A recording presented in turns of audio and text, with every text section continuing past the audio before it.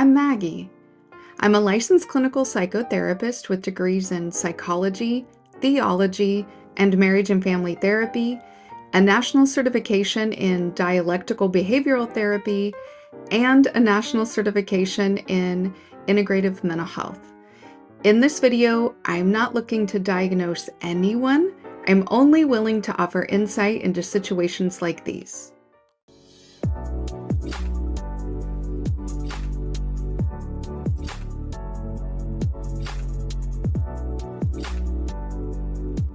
Hello, hello.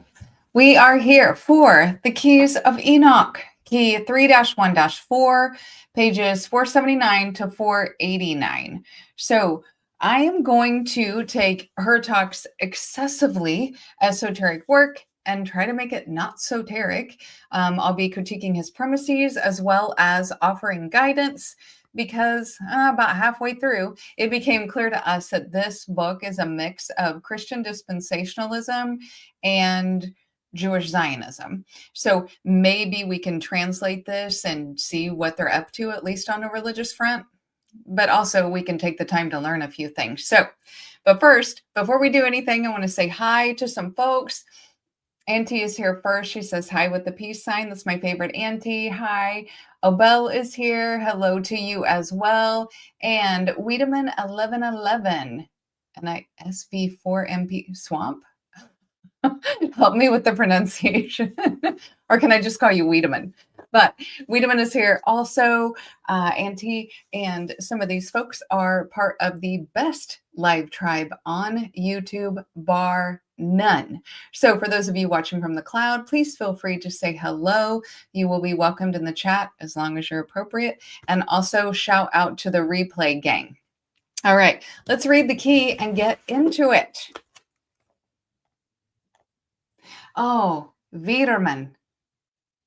My bad. I'm totally apologize. I'll do better. All right, let's read the key. All right. Key 3-1-4. The keys to future luminaries tell us that wherever the electrification of matter allows for a chemical and electrical pyramid double bonding, quote, there is the beginning and the end, end quote. The beginning and the end remains the beginning and the end without the image space from the throne. All right. The full reading of this key is available on this channel. You can get it by the link that is in the description. It's not just publicly available on my channel. So you can watch that before or after or not at all, because I'm going to read through the highlights as we go. Adrian says, let's go. Thank you all for being here. All right, let's read some highlights. Okay.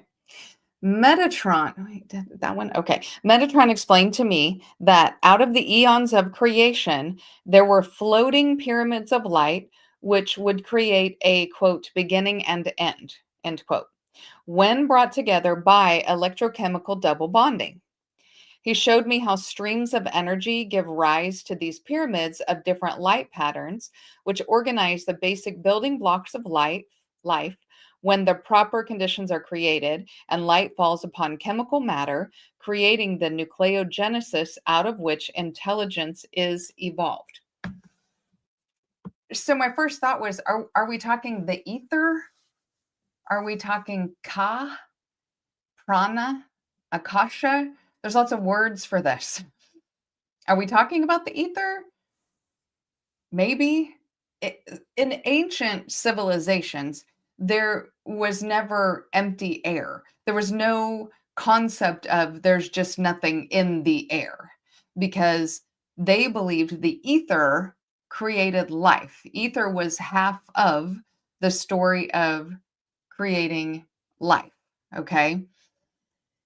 But then it made me think, is he talking about particles in the quantum field? You know, the building blocks of life? That's what he was talking about. So is he talking about something in the quanta? Or even talking cymatics, right? When he says that there is a geometry, pyramids, right, that are a frozen vibration, which he has talked about that before. And these blocks or nodes use matter to stabilize the resonance. Remember, we talked about that last time? How what he was saying kind of sounded like a radio transmitter. It's probably that one because, that's how he was talking before. But let's keep going with the highlights and see if we can figure out what he's talking about. The divine image is generated directly by the Elohim and cannot be brought forth from the primordial electrification of matter. Okay, here's where he pulls a Yahweh. I'm just going to call it a Yahweh. He pulls a Yahweh and attempts to debunk every other creation story prior to the Christian interpretation of scripture, which happened at the Council of Nicaea. That's 325 AD. Okay. Excuse me. Literally thousands upon thousands of years of belief, the primordial was the waters of life, right? That's the other side of the ether, right? It was also referred to as the egg, but the primordial is the waters of creation that flow all around us, what we would nowadays call the quantum, okay? Thousands, and when I say thousands and thousands, and across the whole earth, these ancient civilizations talked about activating the primordial to create life, okay? In Egypt, they said creation begins when Atum activates the primordial waters of noon. They also say, quote, the sun god emerged from the primordial waters. That is a quote, okay? In the Vedic culture, desire created heat, which activated the primordial seed. For Hindus, they talk about the primordial waters arose the golden embryo. We have the primordial in Greek, Babylonian, Chinese, Norse, Dogon, the Serer in Senegal, and am I saying that right? Sener in Senegal and Gambia. Guys, help me with that. Cuba in the Congo, the Yoruba out of Nigeria, whose creation myth was plagiarized by the Torah and the Old Testament. That Yoruba tradition, that creation myth was used to create the creation myth in the Torah, which is the Old Testament. Okay. In the Yoruba scripts, it says, Olorun breathed life into the clay figures and they became living human beings. So, God fashioned man out of clay and breathed life into him, right? But in this Yoruban, I would assume, story, there's no Eve being created from the rib to be a submissive helpmate. That is all left out of it. Man and woman were fashioned out of clay and life was breathed into them. So, hey, Eddie, thanks for being here. But also, when we're talking about the primordial, the Maya, the Aztec, and the Hopi, all of those creation stories, I don't even want to say myths, all of those stories had to do with the primordial waters being activated. But then, here comes her talking. He's like, no, that's not what that means. None of those are right. This all has to do with our God. They came around, thousands of years later. All of the traditions that taught creation comes from activating the primordial kept those traditions. And when I say tens of thousands, it's likely hundreds of thousands. But sure, the Elohim just bring an image, and here we are. That is the primordial, is the Elohim bringing an image. Okay, let's keep going. However, without the divine image, creation results in, number one, random changes, Number 2, constrained flux changes. And or number 3, repeatable components of mixed images in space, which cannot sustain the attachment of infinite species evolution. And he does say species, it's not an S, okay? Everything, literally everything has random changes. Everything in creation that you know of, that you've ever seen, heard about, that exists, that you don't even know, literally everything has random changes. We've talked about the 3-body problem. No matter how minuscule, everything has random changes. Nothing we know of is completely static and unchanging. Because you get down to the quantum level, everything is moving and changing all the time. So where's this divine image that is the perfect static thing? Especially because everything not made in the divine image is imperfect. So if the image is static and never, never, never, ever changes at all, and literally everything in creation changes, then which thing is imperfect? Like, does that confuse anybody else? But and also, didn't God himself in those writings say that we all suck? That we were all born sinners and we're going to be sinners forever and we're never going to attain anything, and the only way we get anything is through his mercy if we worship and grovel at his feet incessantly? So we're all imperfect. So where's this image? This is why I say he makes things so confusing for no reason. Okay, let's keep going. There would exist only happenstance creation, and there would be no external control or balance within the cycles of creation. Instead, the divine light cones can come down and manifest themselves on any level of reality through a divine fiat, and are balanced so that the image of the Father can, this word, I had such a hard time when I was doing the reading, instantinualize man out of the hidden dimensions of pyramidal crystallization. I tried to look up instantinualize and I couldn't find a definition for that word. I don't know what that means. But this happenstance creation that he's talking, this creation that happens outside of the divine static image, makes me think again of the Anunnaki, which we have talked about, right? See, if there is happenstance creation outside of the divine, then who are the divine and what are they doing? Right? In Sumerian, Mesopotamian, and some parallel traditions from around there, humans are here. They're here already when the gods come. So that would be like happenstance creation, right? So then the Anunnaki gods modify humans. The gods mix clay. So here's yet another one where they're mixing clay, mixed clay with blood. Some see that as like mixing carbon with like DNA, but you know, that's what they say. They mix clay with blood. So here they're adding blood to activate it. Sorry, my dogs are barking. Other stories are mixing air with the clay to activate it.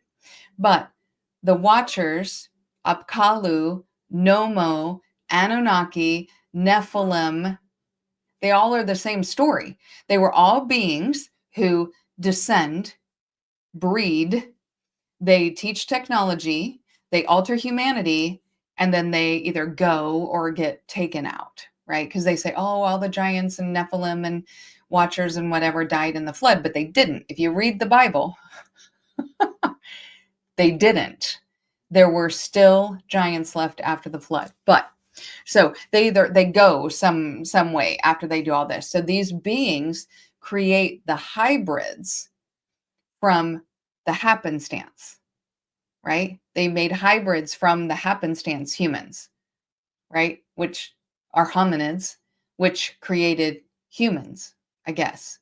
So that kind of seems like her talk is in favor of us needing an upgrade.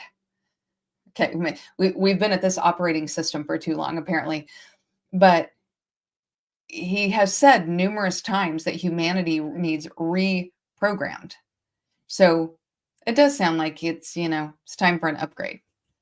All right, let's keep going. Okay. I was told that this was a model of chemical and electrical double bonding, which brought together in one grand view, number one, the universal movement of waves, number two, the waves fulfilling amplitudes defined by rectangular hyperbole, number three, hyperbola, sorry, number three, the resulting gravitational cones, and four, the concepts of wave fields as the locus of intersection, so as to encircle the volume of interlocking chemical and electrical patterns of creation. You ever notice in these verses that when he starts the verse, it kind of sounds okay, I'm following, I'm kind of, and then by the time he gets to the end of the verse, it's like, what the hell are you talking about? But, you know, Hertog sure does bastardize Egyptian knowledge for his own purposes over and over again. So remember when we discussed Pythagoras? We've discussed Pythagoras before and how Pythagoras learned from the Egyptian scholars. Remember, Pythagoras went to school in Kemet for 12 years, then came back and created all of his theories, right? Because he that knowledge that he was taught, he took with him, okay? And his theories were about triangles and harmonics, okay? Now, Hertog is getting into Apollonius with what he's talking about, hyperbola, okay? He's getting into Apollonius, who came over 200 years after Pythagoras, okay? Now, Apollonius studied where? Alexandria. Don't you love how the Greeks, they were students of Kemet and Egypt. They were students. They went to college there. And then they say, the Greeks are the great learned ones of all time. The Greeks and the Romans, and, they were the ones that came up with everything, and they're so knowledgeable. The Greeks, the Greeks, the Greeks. The Greeks had to learn it from the Egyptians, right? They had to go to Kemet. So Apollonius studied in Alexandria. That Alexandria that was the capital of Egypt during the Ptolemaic dynasty. Think Cleopatra, okay? Cleopatra was from the Ptolemy clan. Her father's name was Ptolemy, and then she named, I think, she had a brother named Ptolemy who she had to marry, and then she had a couple sons named Ptolemy. But anyway, Cleopatra is supposedly Greek-ish, maybe part Greek. It depends on what you study. But that library and all the scholars in the library come from where? Africa, including Sub-Saharan and Nubian, because they have been under the Sub-Saharan and Nubian rule of Egypt. Okay, so back to Apollonius. He named he came up with some words, right? So he named an ellipse, ellipse, right? We know that from math, which means to fall short, okay? Parabola, which means an exact application, and then hyperbola, which is excess or beyond. That's why we use the term hyperbolic to mean like exaggerating. Hyperbole is an exaggeration. Hyperbola is excess or beyond. Now, Apollonius, was it Purple Rain? I don't know. So that's okay. So that's where we get the words exaggeration. Okay. So it wasn't just mathematics, right? Because remember, the Greeks viewed themselves as metaphysicians, as philosophers. Okay. So what they did, they applied their theories to many different subjects. Okay. So not just mathematics, philosophical language. So, and then another Greek scholar studied in Egypt, right? Because remember, that was where college was. That's where grad school is. And wrote a book about triangles, Apollonius. His work was called the Conics, C-O-N-I-C, conics, okay? Anybody else besides me just like know in your bones that the explanation and the operation of the pyramids was in the Library of Alexandria? Because how did these Greek scholars of their time go to school there and come back with all these theories of harmonics and triangles and cones and whatnot that were these amazing discoveries after studying there? I just feel in my bones it was there. And I don't know that it went up in a fire or was stolen before they lit the fire. I don't know. Dang Romans. Okay. These complex grids function like a series of Lagrange hyperbola, composing many different magnetic patterns through energy distribution, exemplifying the law of inverse squares. Parenthetically, this distribution is one of the ways coherent patterns of light are generated. Okay, so interesting. Lagrange hyperbola are used to help the three-body problem that I talked about before. And just as a quick, what a three-body problem is, any three bodies in relationship to each other. So think like sun, earth, star, okay? Sun, earth, moon. You cannot predict with perfect certainty how they are going to behave in interaction to each other. So even supercomputers only make guesses as to how they're going to interact with each other. That's also why we can't predict weather, because our weather is affected by what happens outside of the earth as well. So it all has to be guesses. So when you have three bodies that are in relationship with each other, they're going to do what they're going to do. You can't predict it. But the Lagrange hyperbola is used to help that three-body problem. Okay? For these purposes, think of a Lagrange hyperbola as systems where equilibrium exists, right? There's equilibrium, but stability splits. So one path converges where it's going, the other half diverges. Think hyperbola. Okay, so we're curving. Okay, it's literally the path of controlled escape. It's a hyperbola of escape. Okay, and it's because of this instability.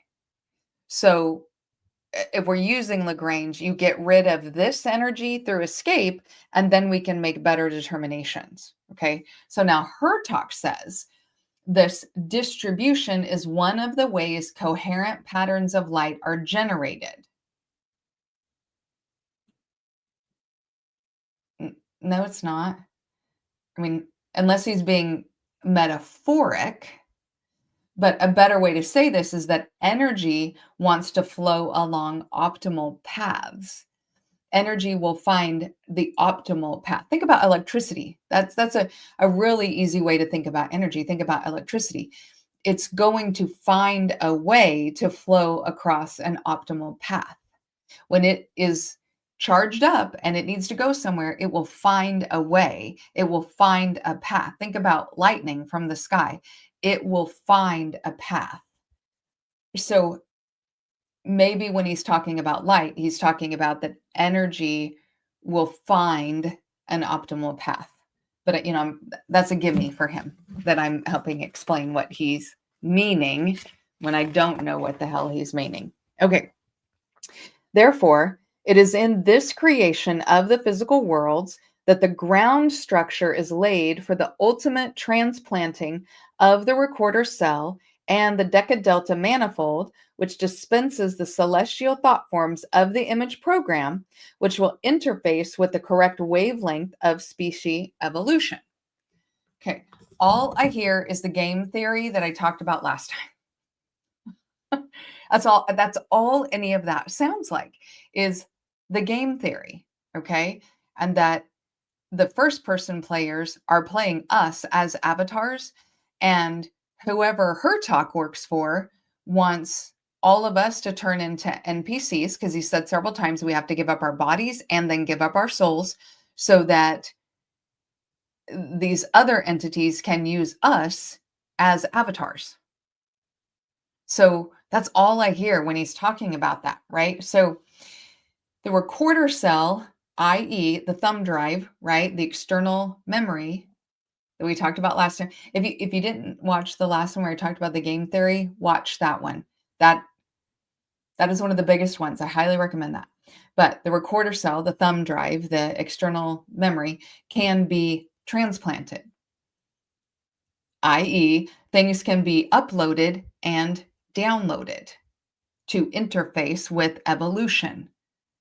Evolution, i.e., an upgrade. So that's all I hear when he says that, is that we're still talking about something that sounds like a game, that we are being played like characters in a game. Okay. The understanding of this mode of transmission from the recorder cell shows how the theory of resonance can be applied to many problems in future chemistry, which deal with chemical image overlap. Now, you guys remember this book was written in the 70s. So every time he talks about future scientists will do X, Y, and Z, I always look and see, did future scientists, because now we're in 2025, 50 whatever years later from when he wrote it, are we doing the thing? Because, he just talked about that. But resonance has been pretty standard in chemistry since like day one of chemistry. Resonance is how electrons are delocalized across a molecule. That's resonance, okay? It's a quantum state where electrons are spread across multiple atoms, okay? It's like the foundation of organic and physical chemistry. Resonance is not a new discovery where chemistry is concerned. It's always been part of it. I mean, think about, again, this book was written in the 70s, okay? Magnetic resonance imaging, the MRI, was invented in 1977. Resonance has been part of the thing the whole time. We already use it for imaging. They were using it for imaging. This is not some huge super future thing. So I'm not sure what he was talking about with resonance being a discovery. Okay. 79. According to Enoch, the priest scientists who built Stonehenge were sent out from the Academy of On to establish a worldwide network to be centered in Giza, the major geophysical timepiece of the world.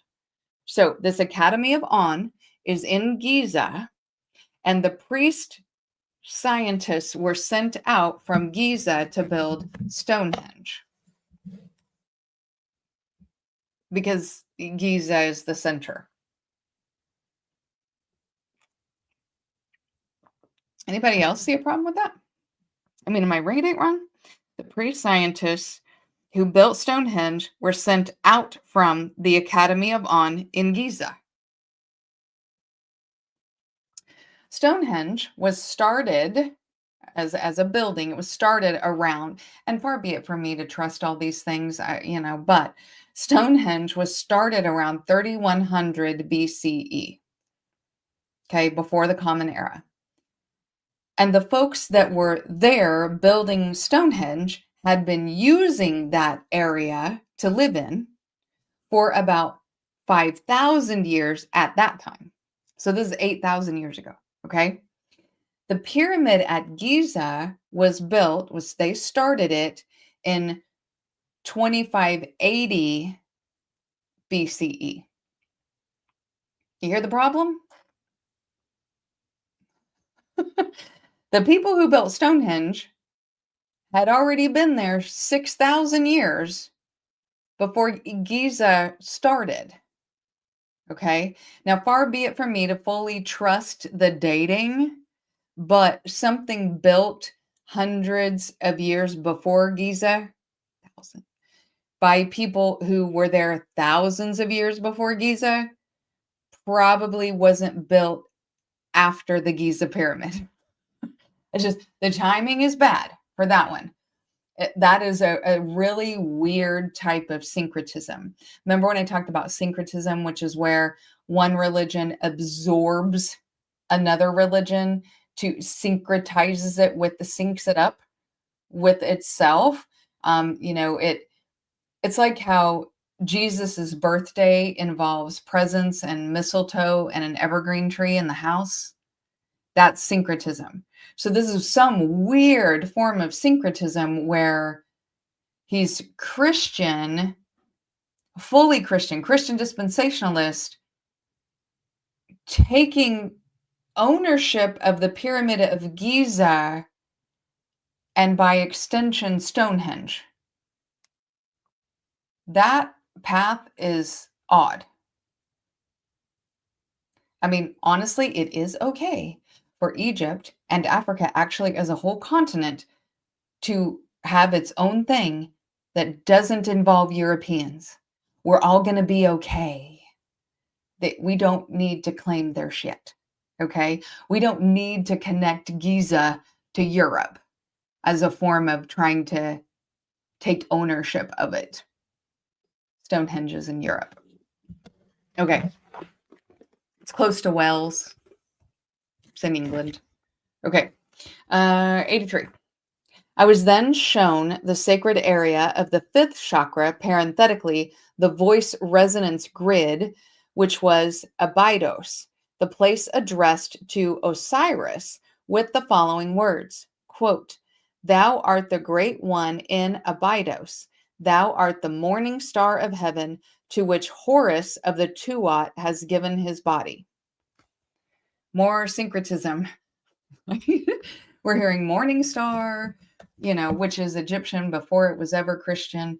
And actually, it was Egyptian before it was a term that described Lucifer, which was a term that was used for Lucifer before it was then used for Jesus. But we'll get into that.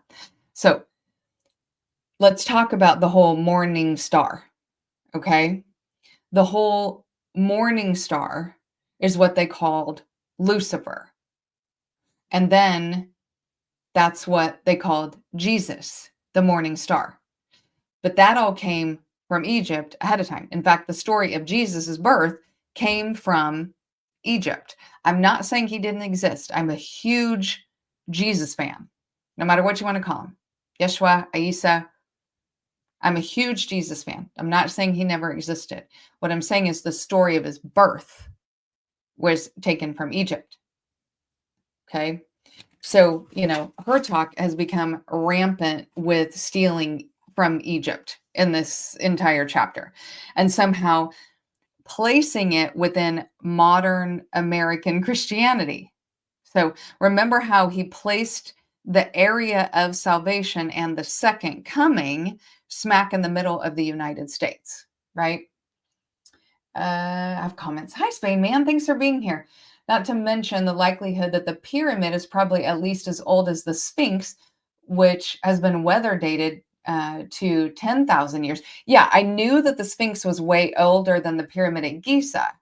And so what I'm specifying is the pyramid at Giza. There are other pyramids that are older than the pyramid at Giza. Giza is just one of the largest ones. Not the largest in the world, but it's one of the largest. There are pyramids in Egypt that are way older than Giza. Yeah. Adrian says, "Hi, I'm new here. How are you all enjoying the stuff I built you 100 years ago? I made everything. This is mine." Because, hi, I'm new. Doesn't make sense, right? Spainman says, "I replied to someone earlier claiming that the Great Pyramids were built by Jesus Crime and Netleys." Listen, the Caucasians were not in Egypt in any great number ever. Because, I'm sorry, the Arabic people are also not Caucasians. Regardless of what Caucasians say in modern times, and the Arabs weren't such great folks back then. So, there was an Arab takeover of Egypt way later. The pharaohs that we know a lot about have been DNA tested. They're black. They're Nubian or they're sub-Saharan. Ramses, Tutankhamun, Ankhemen, you know, they were black. It's going to be okay. Hi, Vince. Thanks for being here. So this whole section has been a lesson in stealing other people's cultures and like syncretizing it into your own, just like eating it. That's how I've referred to what the Yahweh followers did with everyone else's belief systems. It ate it.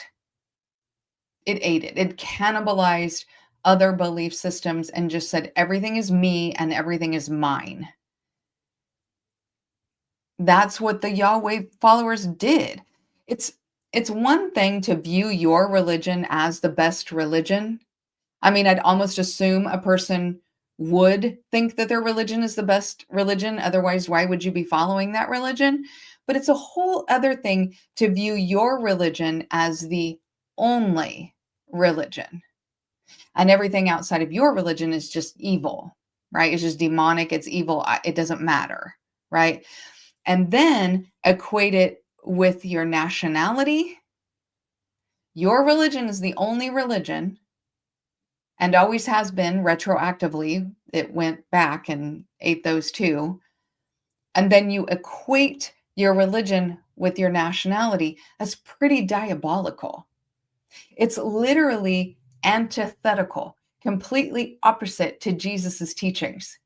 These Christian nationalists, Christian dispensationalists, it goes against Jesus's teachings. It goes against Buddha. It goes against Muhammad. But it is kind of similar to Moses. I will say that. He had the whole chosen people shtick. So it's pretty similar to Moses, right?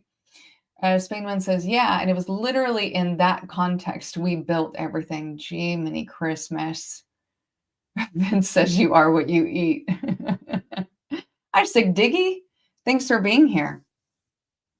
So this Christianity is bearing striking resemblances to Roman Christianity, and they're screaming heresy and blasphemy at every other thing that is not them, right?